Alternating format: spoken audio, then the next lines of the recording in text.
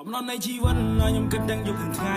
មានហើយនឹងក្រដូចជាថ្មដែលគ្មានតម្លៃមានគេឈ្មោះទ្រាំតែគ្មានសុភមង្គលក៏មកត្រូវតែងំតែអ្នកណាមួយថាមិនយល់ប្រឹងគ្មានទំនេរព្រោះចង់ថ្ងៃគេហៅជាវាយក្រគ្មានម៉ាសែនគ្មានប្រាថ្នាក្រៅពីបាយក្រគ្មានមករៀលតែមានចិត្តណាចង់សប្បាយតែអ្នកមានក៏បបោកាន់តែចង់ឲ្យកប់ដល់ផ្កាយ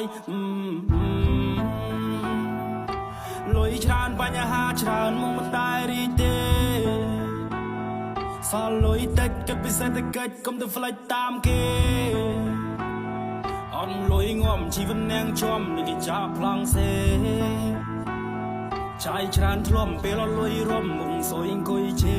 ពេលដែរអ្នកធ្លាក់គ្មានអ្នកនៅចិនពេលដែរអ្នកខ្ពស់ជុំវិញខ្លួនសុំតែមិន Let me tell you one fact នេះគឺជាការពិននិយាយពីការគិតខ្ញុំនិយាយឲ្យអ្នកគិត